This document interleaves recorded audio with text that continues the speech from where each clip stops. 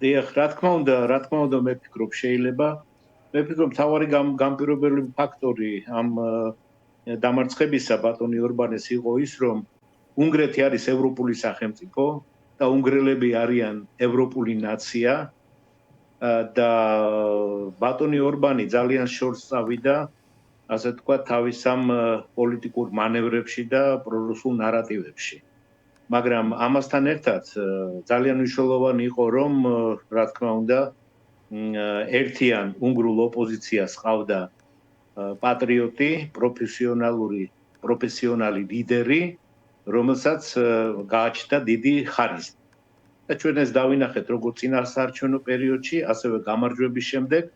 ამიტომ ეს არის პრინციპში გამარჯვება უნგრეთის და გამარჯვება ევროპის. იმიტომ რომ ამ არჩევნების მნიშვნელობა შორს სცდება საკუთრივ უნგრეთის საზღვრებს. რა შეიძლება, ასე ვთქვათ, კონფლიქტური ვითარება ევროკავშირთან, იქ გარკვეული გადაწყვეტილებების დაბლოკვა და ასე შემდეგ, ეს იყო თუ არა ასევე ფაქტორი და რა შეიძლება შეცვალოს ამ ხრივ მადიარის ხელისუფლებაში მოსვლა?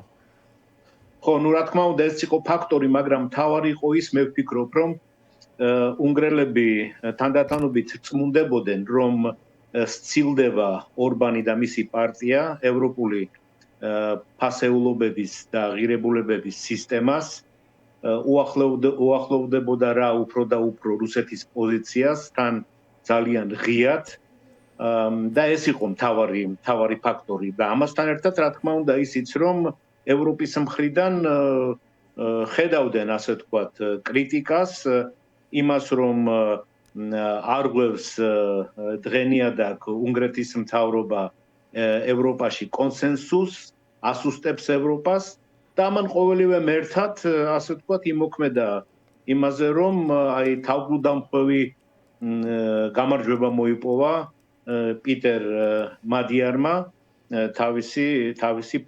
თავის პარტიასთან ერთად და ეხლა რა თქმა უნდა პრინციპში ჩვენ შეიძლება ვთქვათ, რომ ევროპის პოლიტიკაში იქნება ახალი ფაზა, ახალი ეტაპი დაიწყება, ვინაიდან ევროპა გახდება უფრო მეტად ერთიანი და ასე ვთქვათ, უფრო ძლიერი. უფრო მობილური გადამწყვეტი გადაწყვეტილების მიღებისას? რა თქმა უნდა, უფრო მობილური, უფრო გაბედული და რაც მთავარია, გაცილებით ნაკლებ რესურსს დახარჯავს, ასე ვთქვათ, ამ შიდა წინააღმდეგობების გადალახვაზე. ისედაც იმისთან დინამიურ სამყაროში ვცხოვრობთ ჩვენ, რომ ოპერატიული და ძალიან ზუსტი და სწორი, სწრაფი რეაგირება მიმდინარე მოვლენებზე, როგორც ევროპაში, ასე ევროპის ფარგლებს გარეთ, ძალიან მნიშვნელოვანი ფაქტორია.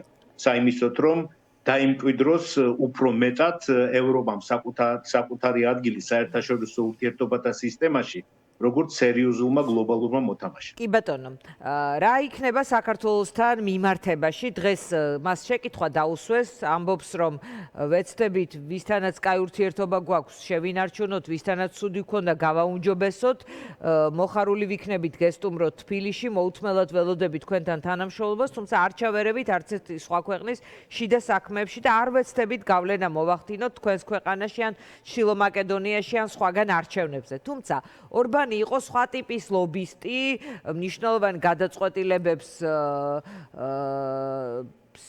წინააღმდეგ აძლევდა ხმას სლოვაკეთთან ერთად, რომელიც ეხებოდა ზეწოლას საქართველოს ხელისუფლებაზე ევროკავშირის მხრიდან, რომ რაღაცა იქცევა შეეცვალა, მოდი ასე ვთქვათ. ახლა ამ ტიპის შედეგი უნგრეთში რას გააკეთებინებს საქართველოს ხელისუფლებას, ანუ მისთვის რა იცვლება? ეს იყო ბატონ პიტერ მადიარის ძალიან კარგად, ასე ვთქვათ, ჩამოყალიბებული დიპლომატიური პასუხი, სრულიად ევროპული ხასიათის. მე ვფიქრობ, რომ უნგრეთი გახდება ჭეშმარიტად ევროპული სახელმწიფო, დაუბრუნდება თავის ევროპულ ფესვებს, ასე ვთქვათ, გააძლიერებს ევროპას და იქნება სრულიად თანხვედრაში ევროპულ მთავარ ნარატივებთან, მათ შორის საქართველოსთან მიმართებაში.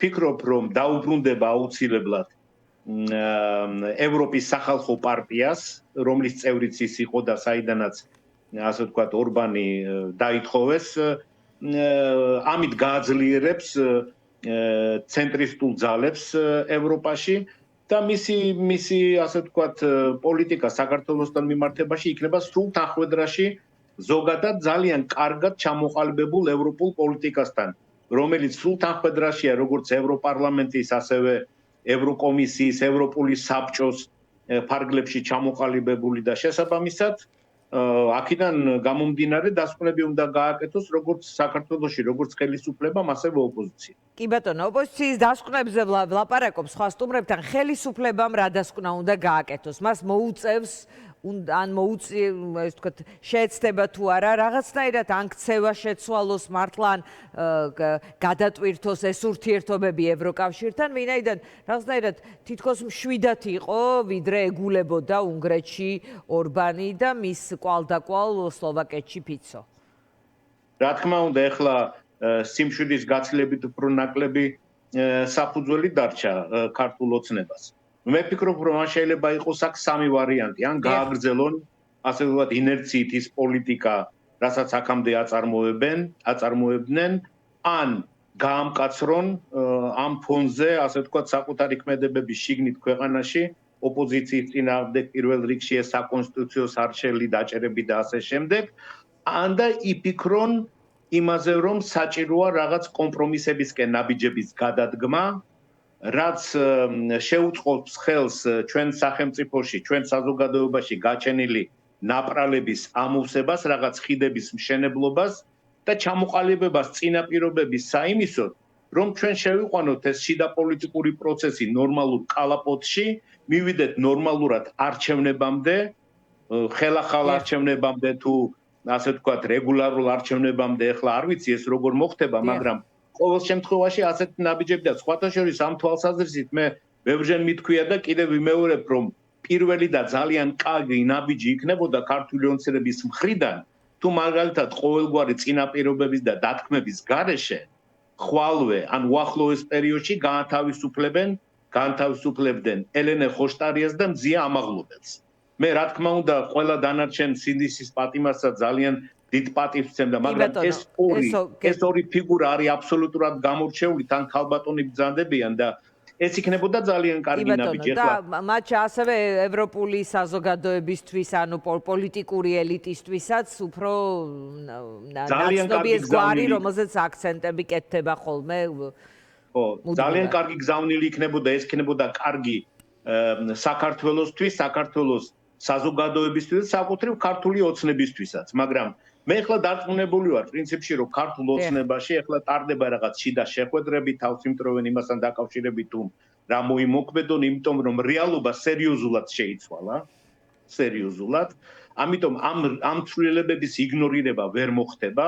ოღონდ რა დასკვნებამდე მივლენ, ამას ჩვენ დავინახავთ უახლოეს. კი ბატონო, დიდი მადლობა. ძალიან დიდი მადლობა ვალერი ჩეჩელაშვილი პასუხობდა